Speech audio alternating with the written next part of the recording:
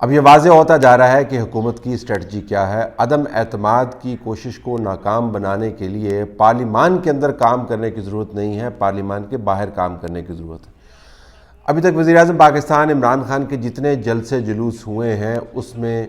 جو آپ کو موڈ نظر آ رہا ہے، اس کے اندر جو زبان استعمال ہو رہی ہے، اور اس کے علاوہ جو ان کے چند ایک وفاقی وزراء ہیں ان کا جو انداز گفتگو ہے شیخ رشید سمیت، اگرچہ شیخ رشید سے آپ اس سے زیادہ اور بہتر کی توقع نہیں کر سکتے، لیکن پھر بھی خیال یہ کیا جا رہا تھا کہ سیاسی ماحول کے اندر پیدا ہونے والی گرمی کے باعث شاید ان کو کہا جاتا کہ کچھ حدیں نہ پھلانگے، لیکن ظاہر ہے وہ پھلانگ رہے ہیں۔ ان تمام چیزوں کو اگر آپ اپنے سامنے رکھیں تو آپ کو واضح انداز سے پتہ چلتا ہے کہ حکومت کیا کرنا چاہ رہی ہے۔ وزیر اعظم پاکستان کی حکومت بنیادی طور پر ایک لڑائی کرنا چاہ رہی ہے۔ اب اس لڑائی کی شکل کیا ہوتی ہے، اس لڑائی کے نتائج کیا نکلتے ہیں، اس کے اوپر آپ اپنی آراء کو فی الحال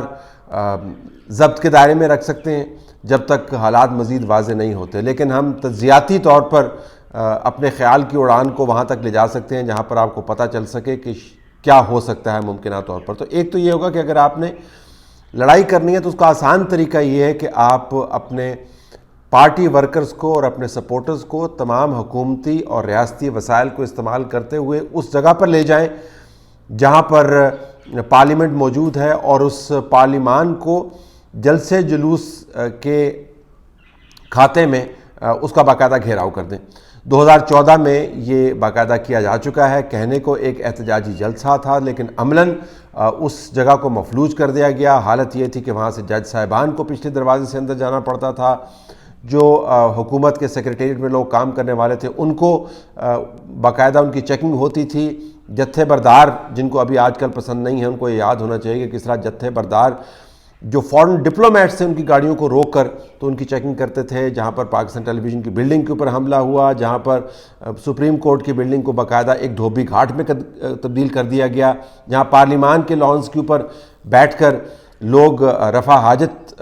کرتے ہوئے آپ کو نظر آتے تھے، جہاں پر سڑکوں میں باقاعدہ قبریں کھودی جانے کا عمل جاری تھا۔ تو یہ اس دھرنے کی بات کریں تو اگر آپ نے وہاں پر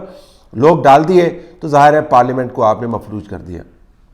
اب اپوزیشن نے تو اپنا کام کرنا ہے۔ اگر آپ اسحاق ڈار کا یہ ٹویٹ دیکھیں تو اس میں وہ یہ کہہ رہے ہیں آپ کو کہ عمران خان صاحب جو ہیں ان کی اپنی زبان میں خاص انداز سے ان کو مخاطب کرتے ہیں، صرف ایک ہی زبان سمجھتے ہیں، اور وہ یہ کہ اگر آپ اپنے پارٹی ورکرز کو اسی جگہ پر لائیں تو اینٹ کا جواب آپ کو پتھر سے ہی دینا پڑے گا، اس کے علاوہ آپ کے پاس کوئی چارہ نہیں ہے۔ تو ایک تو وزیر اعظم پاکستان کی طرف سے یہ کہا جانا کہ میں نے وہاں پر جلسہ کرنا ہے اور 10 لاکھ کا جلسہ کرنا ہے۔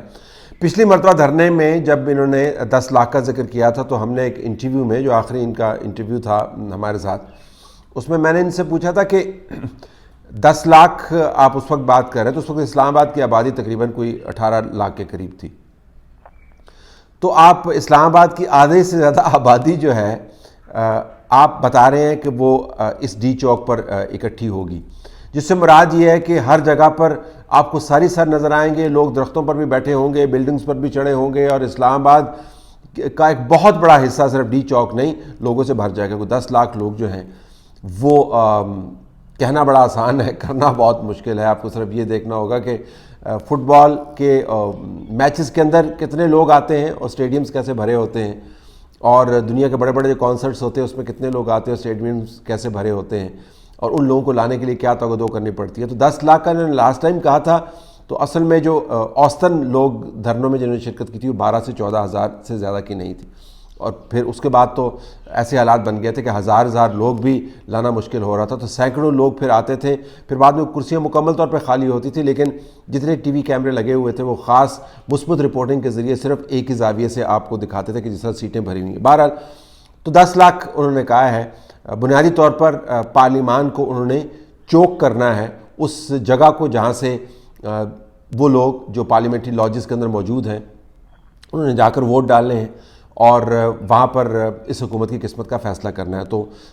دوسرا عمل تو یہ ہے کہ اس کا پھر رد عمل آئے گا، تو ایک حکومت کی اپنی اسٹریٹجی، اوپر سے اپوزیشن کی طرف سے یہ تجاویز کہ آپ کو اینٹ کا جواب جو ہے پتھر سے دینا ہے، اس کے اندر لڑائی بہت بڑھ سکتی ہے۔ اور پھر یہ جو اشتعال 3-1 اور پھر یہ کہ جو اشتعال انگیز زبان استعمال کر رہے ہیں اس سے جذبات یقیناً بھڑکے ہوئے ہیں۔ جماعت کا ہر رکن جو ہے، ہر جماعت کا، وہ یہ سمجھتا ہے کہ اس کے لیڈر کے ساتھ بہت زبانی تلخی کی جاتی ہے، ان کی بے عزتیاں کی جاتی ہیں۔ چودھری شجاعت نے یہ کہا ہے کہ سیاستدانوں کو گالیاں دینا بند کریں، بد زبانی نہ کریں، ان کا نام نہ خراب کریں۔ ایم کیو ایم نے یہ کہا ہے کہ سیاست سے آپ تہذیب کو اگر نکال دیں تو پھر ظاہر ہے بالکل ایک جنگل کا سا سما بن جاتا ہے، لیکن کسی کے کان پر جوں تک نہیں رینگی۔ تو اشتعال انگیزی جو ہے اس کے لیے یہی کافی ہے کہ آپ زبان استعمال کرتے رہیں اور لوگ پھر آمنے سامنے آ جائیں اور پھر شدید قسم کا ہنگامہ ہو۔ حکومت کی اسٹریٹجی کا ایک اور مقصد بھی ہو سکتا ہے، وہ یہ کہ ہم حالات ایسے پیدا کر دیں کہ جو غیر جمہوری قوتیں ہیں وہ بامر مجبوری اس مرتبہ انٹروین کریں اور نہ اپوزیشن کا کچھ بچے اور نہ حکومت کا کچھ بچے۔ بتایا جا رہا ہے کہ جی ہم بڑے فائٹر ہیں، ہم لڑائی کر کے میدان کو اپنے قابو میں رکھتے ہیں، لیکن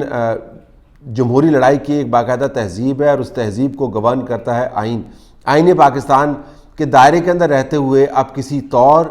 پارلیمان کو مفلوج نہیں بنا سکتے، آپ کسی طور پارلیمان کے ممبران کا یہ حق سلب نہیں کر سکتے کہ انہوں نے ووٹ کاسٹ کرنا ہے، آپ راستے مسدود نہیں کر سکتے۔ ایسا تو ہٹلر کے دور میں ہوا تھا کہ جب جرمن پارلیمنٹ کو آگ لگ گئی تھی،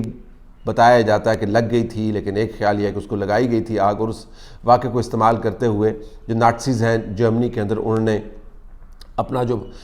طاقت کا خمار تھا اس کو مکمل طور سے نکالا اور پاور کو مکمل طور پر گریب کر دیا۔ تو اگر آپ نے فساد پیدا کر کے پارلیمان کے گرد طاقت کے اندر رہنا ہے تو پھر موقع جو ہیں کئی مل سکتے ہیں آنے والے دنوں میں، جس قسم کے حالات بنائے جا رہے ہیں۔ اب یہاں سے سٹیپ بیک کرنے کی ضرورت ہے، کیونکہ یہ کسی طور کسی کے فائدے میں نہیں ہوگا۔ اگر حکومت یہ داؤ پیچ کر کے اپنے آپ کو کسی نہ کسی طریقے سے بچانے میں کامیاب ہو جاتی ہے، اگرچہ اس قسم کے داؤ پیچ کے بعد بچنا بہت مشکل ہے، تو بھی اس کی جو گورننگ ایبلٹی ہے، ملک کو چلانے کی جو صلاحیت ہے، وہ مکمل طور پر کمپرومائزڈ ہوگی۔ تو جس مقصد کے لیے آپ طاقت کے اندر رہنا چاہتے ہیں، ظاہراً وہ مقصد حکومت کے ذریعے پاکستان کو چلانا ہے، مکمل طور پر وہ ڈیفیٹ ہو جائے گا۔ اور اگر حکومت ناکام ہو جاتی ہے تو جو زخم یہ اس ملک کے اوپر چھوڑ کے جائے گی اس کے اوپر مرہم رکھنا بہت مشکل ہوگا۔ تو آنے والے دنوں میں مزید فساد جو ہے وہ بڑھ جائے گا، اور اگر اپوزیشن کو اس طریقے سے جمہوری عمل سے نکالنے کی کوشش کی جاتی ہے تو اپوزیشن بھی ظاہر نچلا نہیں بیٹھے گی۔ تو پھر کسی طور بھی کسی زاویے سے آپ دیکھیں، حکومت کا یہ موجودہ لائے عمل ہے کہ ہم نے پارلیمنٹ کے ارد گرد گھیرا تنگ کرنا ہے، اس کو مفلوج کرنا ہے، اور جو اشتعال انگیز زبان ہے یہ کسی طور بھی نہ حکومت کے فائدے میں جا رہی ہے، نہ اپوزیشن کے لیے کوئی گراؤنڈ لیول کر رہی ہے، اگرچہ حکومت کا مقصد ہے کہ ان کا گراؤنڈ مکمل طور پر خراب کر دیا جائے، لیکن بعض اوقات آپ کو یہ بھی ماننا ہوتا ہے کہ اپوزیشن کے لیے گراؤنڈ لیول کرتے ہوئے آپ اپنے لیے بھی سہولت پیدا کر رہے ہوتے ہیں، اور نہ ہی یہ ریاست پاکستان کے حق میں یہ تمام معاملہ جا رہا ہے۔ تمام دنیا کی نظریں جو ہیں وہ یورپ کے کانفلکٹ پر لگی ہوئی ہیں، لیکن دنیا کے بہت سارے جو اہم کیپٹل ہیں وہ پاکستان کے اندر بننے والے حالات کو بھی دیکھ رہے ہیں، اور وہ دیکھ رہے ہیں کہ ایک حکومت اپنی ہی پارلیمان میں اپنے ہی دور میں اپنے خلاف عدم اعتماد کی تحریک کے اوپر کیسے تل ملائی ہوئی ہے کہ وہ تمام نظام کو تلپٹ کرنے کا بندوبست کر رہی ہے۔ اس بندوبست میں نیت شامل ہے یا نہیں ہے، لیکن حالات کا جو بہاؤ ہے اسی طرف جا رہا ہے۔ تو جب حکومت کے نمائندگان بیٹھ کے بڑے ظاہراً معصومانہ انداز سے یہ کہتے ہیں جی کہ ہاں حالات تو خراب ہو جائیں گے، وہیں سے گزر کے جانا ہے جنہوں نے جانا ہے، وہیں سے گزر کے آنا ہے جنہوں نے آنا ہے، تو حالات تو خراب ہو سکتے ہیں، تو دیکھیں تو یہ بھی ذہن میں رکھیں کہ صرف وہیں سے گزر کے نہیں جانا، اس کے بعد جو اس کے اندر ملوث ہوگا اس نے واپس گھر بھی جانا ہے، اور وہ گھر بھی پاکستان کے اندر ہیں، اور وہ محلے محفوظ نہیں ہیں۔ تو اگر آپ آگ کو ایسے پھیلائیں گے تو پھر یہ پارلیمان کے سامنے تک محدود نہیں رہے گی، یہ گلی اور محلوں میں چلی جائے گی اور گھروں کو جلانا شروع کر دے گی۔ اور یہ میں آپ کو شروع دن سے بتا رہا ہوں کہ جو بیج آپ بو رہے ہیں وہ آپ کو کاٹنا پڑے گا، اور آپ کاٹتے رہے ہیں، لیکن اس کاٹنے کے عمل سے گزرنے کے باوجود عقل نہیں آئی، اور آج ایک دوبارہ زہریلا بیج جو ہے بویا جا رہا ہے۔ اس بیج کو نکالنے کی ضرورت ہے، اس کو تلف کرنے کی ضرورت ہے، اور یہ سوچنے کی ضرورت ہے کہ بہتر انداز سے اپنے بحران کو آپ حل کر سکتے ہیں، بہتر انداز سے آپ سیاسی عمل کو آگے چلا سکتے ہیں، کم از کم اپنے لیے اتنی زمین چھوڑ دیں کہ وہاں پر کھڑے ہو کر طریقے کے ساتھ اپوزیشن جو اس وقت اپوزیشن ہے اس کو تنقید کا نشانہ بنائیں۔ اگر آپ نے وہ زمین بھی خراب کر دی تو پھر کھڑے ہونے کا موقع بھی نہیں ملے گا۔ تو حالات جس طرف جا رہے ہیں اس کے اندر فساد آپ کو زیادہ ہوتا ہوا نظر آتا ہے، اس کے اندر لڑائی آپ کو زیادہ ہوتی ہوئی نظر آتی ہے، اور اگر حکومت نے یہ روش نہ بدلی، اشتعال انگیزی کی، نعرے کی، گالم گلوچ کی اور فزیکل انسرکلمنٹ کی پارلیمنٹ کی، تو یہ ایک خوفناک بحران میں تبدیل ہو جائے گا۔ اور وہ بحران اپوزیشن کے لیے تو کیا اس نے خراب ہونا، اپوزیشن تو پہلے اپوزیشن میں ہے، حکومت کے لیے بہت برے نتائج مرتب کرے گا۔ طاقت میں رہنے کے لیے طاقت کو استعمال کرنے اور اپنی شکست کو تسلیم کرنے کے چند ضوابط ہیں، ان کو ماننا پڑتا ہے۔ اگر آپ نہیں مانیں گے تو پھر فساد ہوگا، اور جو طاقت میں ہوگا فساد عموماً اسی کو کھاتا ہے۔